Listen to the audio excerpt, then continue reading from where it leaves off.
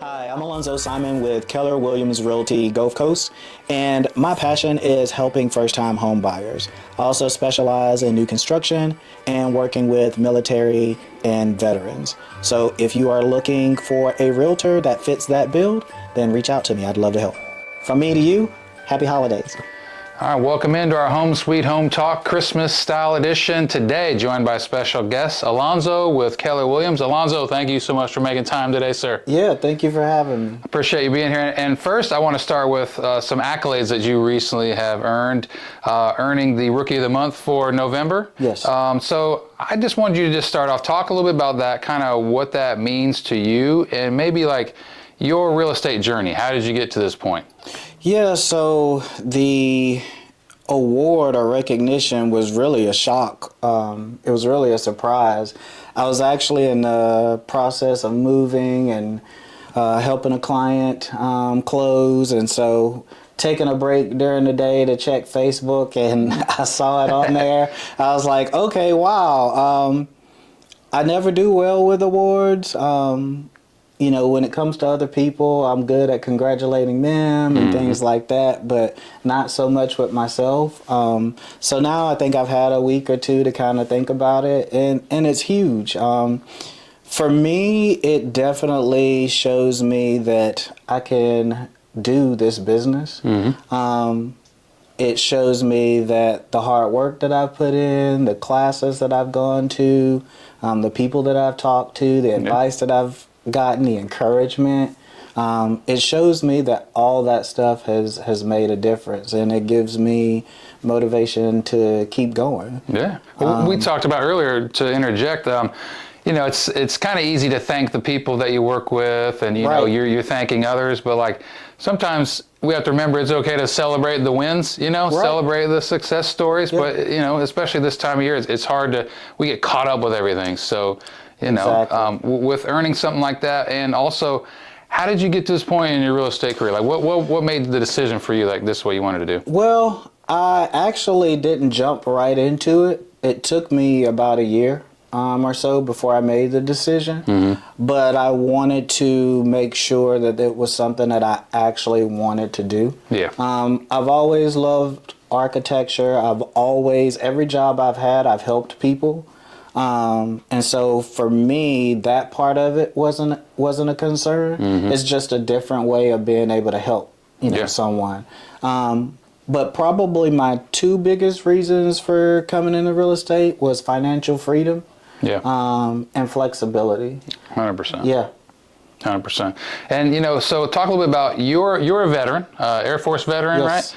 And Trident Home Loans is veteran operated. I wanted to pick your brain a little bit on like what the future opportunity to assist veterans who are looking for homes. What will that mean to you as being an Air Force veteran? Oh man, like I haven't had the opportunity yet to help a veteran, but that is one of my go-tos. That's one of the fields I want to be in, is to help veterans and help military, because I didn't buy my first home until I was 42, and I didn't think that I could. I didn't have the information, the education, and so what you don't know sometimes can hurt you.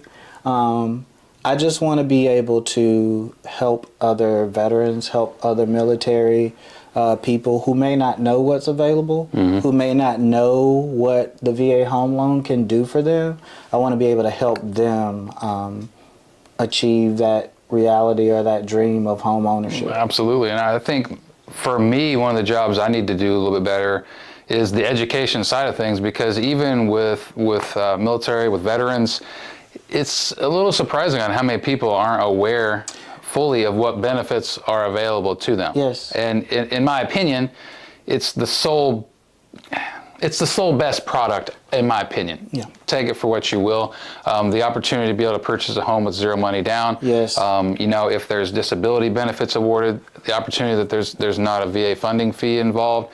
So it's just educating people out there. Also, the opportunity is there more than once. Yes. The ability to use the VA home loan more than once, I think, is really what people are not aware of. Yeah. They're just not aware of it. So trying to provide educational content out there to people, to also assist realtors, because not, like I said, not all realtors are fully aware of all the benefits that are there too. And we want them to have a memorable experience for everybody involved. We want the realtors to shine. You know, this isn't, I'm not in this to try to create, you know, accolades necessarily, or the biggest things out there about me. Right. I know we talked about earlier kind of taking time to recognize success stories, but the biggest thing for me is making sure the industry partners are lifted up. Yeah. If they're lifted up, if you're lifted up, then it helps us as well as a It community. helps everybody. Yeah. It helps everybody, because the more people that know about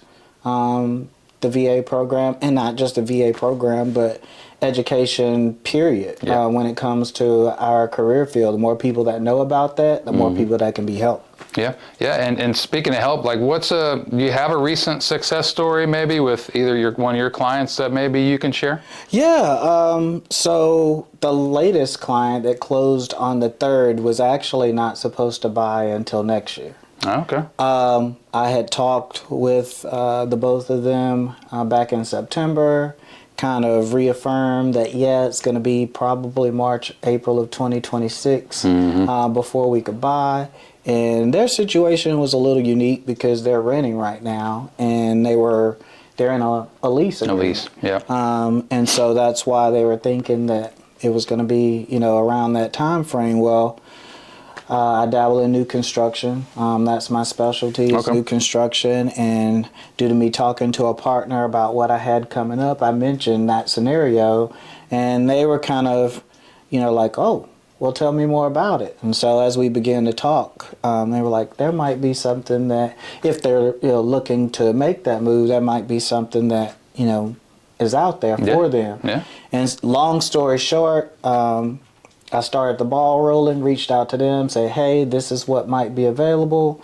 And the process moved really fast from there. They were like, yeah, we're interested. And then we went to take a look at a home, and they liked it. And then, like I said, before we know it, we're under contract. And so for me, it's just another reminder that if you're able to listen to what people's issue is, or I don't even want to say issue, but what might be an obstacle for some people. You know, there are people who want to buy, but may not know what's available out there to them. Yeah. And we have to do a better job of providing options, or providing value. Right. And I think you mentioned new construction. Certainly a lot of opportunities out there. You know, these new home builders are offering a lot of incentives. They're offering sometimes flex cash, anytime money, however you want to use it. And I think one of the good things to do is certainly check your opportunities. Some of these companies, they have their own mortgage company. Some of them don't, and they're, you know, it's when comparing, there certainly are a lot of benefits out there to it. There's no doubt about it. I think that one of the good things to find out is if they're able to offer that money regardless of whom the borrower is electing to go with, right? Because, you know, at one point it's like, well, we're offering this to this scenario, and so you just have those conversations, right? Some folks, they're against new builds. Some they just don't think it's the right value. But I think it's having the conversations maybe with multiple new build companies, right? Don't maybe get stuck with just you heard about one thing and so I'm going to go that direction. Right. Because we talk about education. I mean, when I bought my first home, I didn't know enough. I should have known more, and I should have done more research on my own. You kind of lean on the folks that you're working with. You do. Not to say they don't know what's going on, but what it does is it limits your focus and what you can maybe find out there. So do your research, talk to industry partners. Hey, if you don't like talking to me, you don't like talking to Alonzo, guess what? Call someone else then. Yeah. You know, no one says you can't do that, right? That's right. But we want to best position ourselves so that maybe they stick with us. So. That's one of the most important things about life, you know, options. Yeah, absolutely. Absolutely. So, all right, one of the famous characters this time of year is the Grinch, unfortunately. You know, there's the Grinch who stole Christmas, and I like to try to have the conversation be like, is there a particular story or something that you can relate to that maybe is in the industry world or something else where it's like a Grinch-like event? I'm going to share one shortly, but I just kind of would like to get your take on that. I don't necessarily have a Grinch story per se. I have a story that of challenge. Okay. I guess I can put it that way. One of my clients who's a first-time home buyer, when we started the process, nervous as all get out. Sure. Rightfully so. Absolutely. Because she's a first-time home buyer, and she gets pre-approved through an outside lender. And so we start the process of going to look at all these homes, and I think I showed her 2, maybe even 3, and you could tell she just didn't really like them. And because of what she was approved for, obviously I had to show her things that were in that price range. And then I said, well, let's go look at new construction. And so let's fast forward a little bit. We get into that process, and we hit a snag in the process, and it was with financing.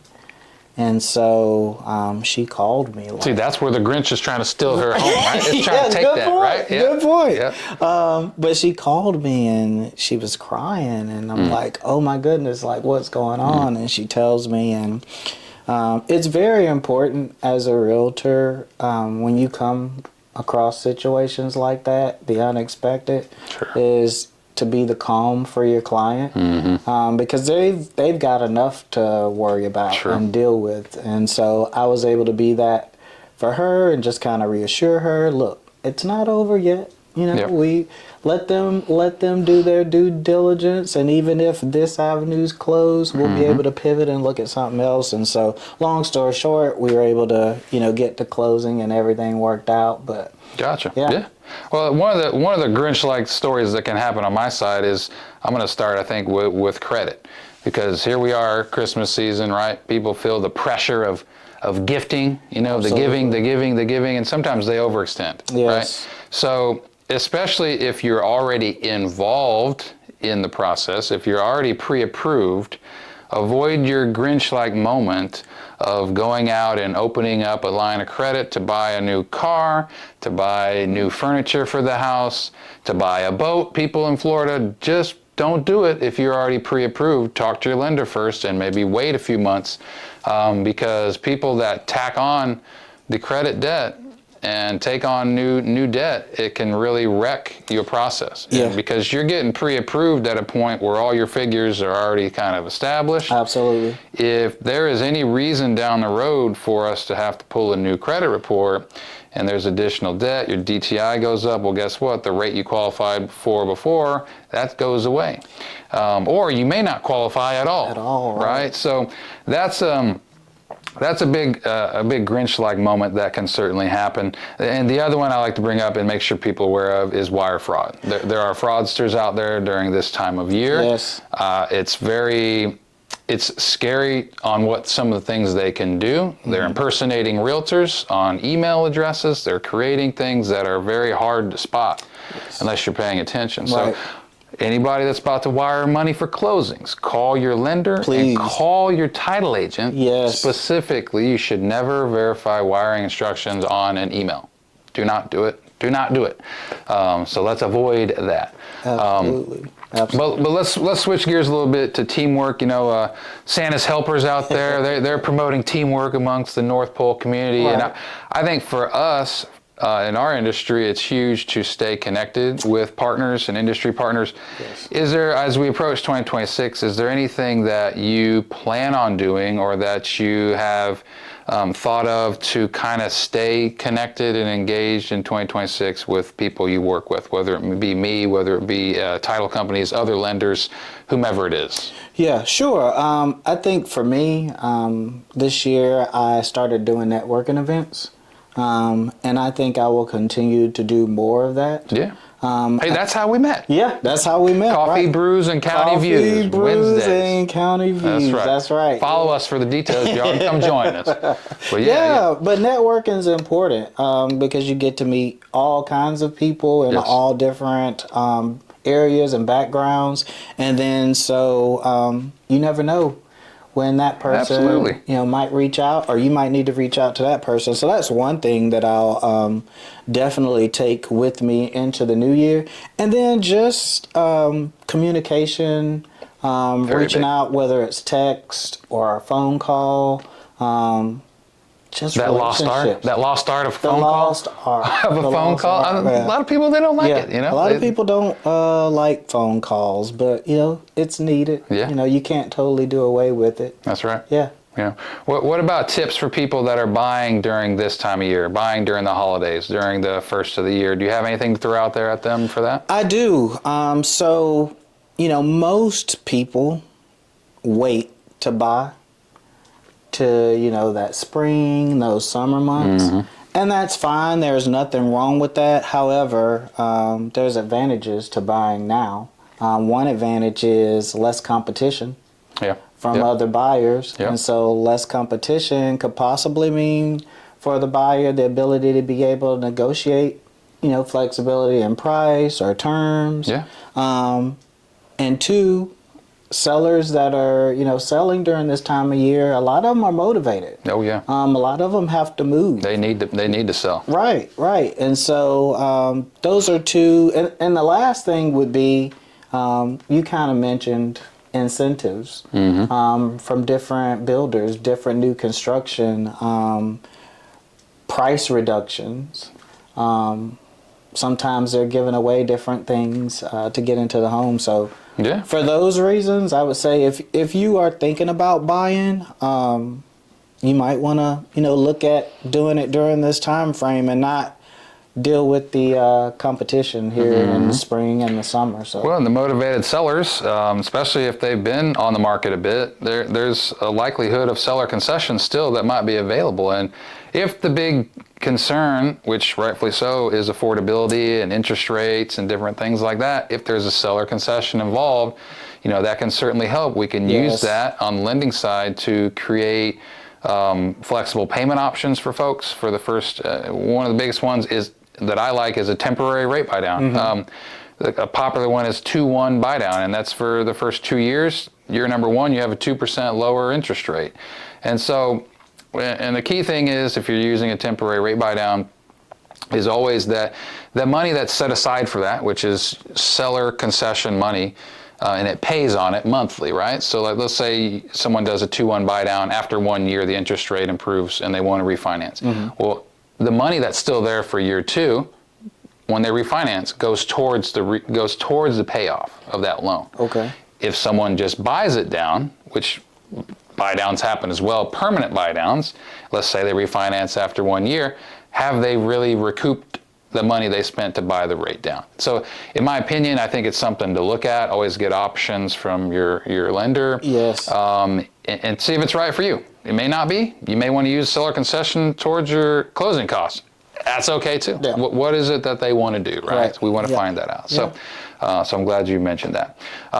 And also, just kind of in closing, is there anything else that they should know about you? If they're searching around for a realtor, what kind of maybe sets you apart from others? Yeah, so I would say when you start your search for a realtor, for me, I think there's 3 key ingredients.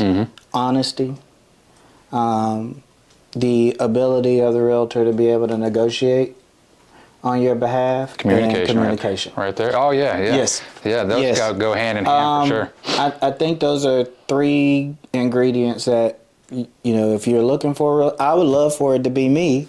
But if it's not me, make sure that your realtor has that. Those things are very, very important. Yeah. As for myself, if you are looking to buy and you are looking for new construction, or you're a first-time home buyer, or you are military or veteran, obviously I'm a veteran. That's what I do. That's my specialty. I have a passion for, helping people get into homes, people who never thought or felt like they could. So yeah. Absolutely. And I'm going to piggyback on the communication thing. And for people who are looking for a lender, my big thing is again, kind of speaking with folks that, pick their brain, see if you feel comfortable working with that person or not, and always try to get yourself 3 options. I want you to pick me, but what I like the best is when I know someone is taking my advice and they're kind of shopping around, and now they're comparing apples to apples, right? Get a fee sheet from someone. Yeah. Look at it. Ask them what these fees mean. The biggest thing when they're comparing these that people really need to understand is the lender's using an estimate for the title fees. They don't know what those are until you pick a title company. Yeah. So if you're looking at all the stuff on this fee sheet, title fees is just an estimate. Also, pay attention to the top part, which is origination fees. Is your lender charging you an origination fee to do the loan? Do they have an administrative or an underwriting fee? Yes. Are they charging you discount points? Everybody out there, pay attention to discount points. If someone says, "Hey, Greg, thanks for your information. I got this quote from somebody and they matched your rate or they beat your rate." Did they give you a fee sheet? How are they giving you that rate? Are they charging? You might be paying for the rate that they're not telling you that, which is first-time home buyers. I'm going to do videos on this all year long, I feel like, because they don't know that. Yeah. Right. Unless someone's explaining it to them that gave them that sheet, they just think maybe it's a standard fee. So, and going down that sheet, pay attention to what they're using for a homeowner's insurance. Typically, it's an estimate. They may have a friend that gives them a quote that or someone they work with. Right. It's still an estimate. Property taxes. One of the big things, property taxes. Was this home brand new? Was it a new build and they're using new build taxes? That's important. Yes. We need to look at what that is. So until we know more about what the property is, all that's estimates with an exception of the top part that I mentioned. The lender controls the origination fees section. So please take a close look at that. And I can't express that enough. First off, what is your favorite Christmas movie? My favorite Christmas movie is It's a Wonderful Life. Oh. Have you ever seen it? I have. It's been a little while, but that's a good choice. Yes, right there. yes, that's my favorite. I'm a Christmas Story guy. Okay. I mean, it's on 24 hours every year on TNT, TBS, and when I was a kid, I kind of looked like that guy. So yeah. Peter Billingsley, he was just in The Singer not too long ago in Alabama. Okay. I should have went over there. But what about your favorite Christmas song? Oh Holy Night. Oh Holy Night. Oh okay. Holy Night. Okay. Well, I'm a little Drummer Boy fan. I like the version by Boney M specifically. But I just came across a hilarious song by Lil Jon and actually the Kool-Aid Man. Yes, the red Kool-Aid Man. It's called All I Really Want for Christmas. It's hilarious. I gotta listen to that. I haven't. Oh my gosh. So are you a Christmas decorations guy? Do you decorate the house? I don't decorate the house. Yeah. I'll help out. Yeah. But I'm not gonna decorate it. Yeah. But I love the decorations. Yeah. Though. Lights especially. What about driving around? Do you guys do any of the scenery around? We have in the past, and that's something I enjoy. It's something about lights. Yeah. You know? Oh yeah. But yeah. I mean, it's something about driving around at night and seeing it all lit up and. I like it as well, and I got 2 little boys, and I don't know. It's Soul family out in Milton. They do a humongous Christmas display. Okay. They were on one of the TV shows, like I forget what the name of the show is, but like they look for the best Christmas displays like across the country. Yeah. They were on that show. It's worth checking out. Okay. So are you like a hot chocolate or a hot toddy kind of guy when it comes to cold weather? Definitely hot chocolate. Hot chocolate. Yes. Likewise, my son's infatuated with hot chocolate. Anytime we go out to eat, he also wants to order either a hot chocolate or a sweet tea. So you put marshmallows in it? Yes. There we go. Yes, yeah. Gotta have marshmallows in it, right? So what about Santa Claus or the Grinch? Like, are you leaning one way or the other?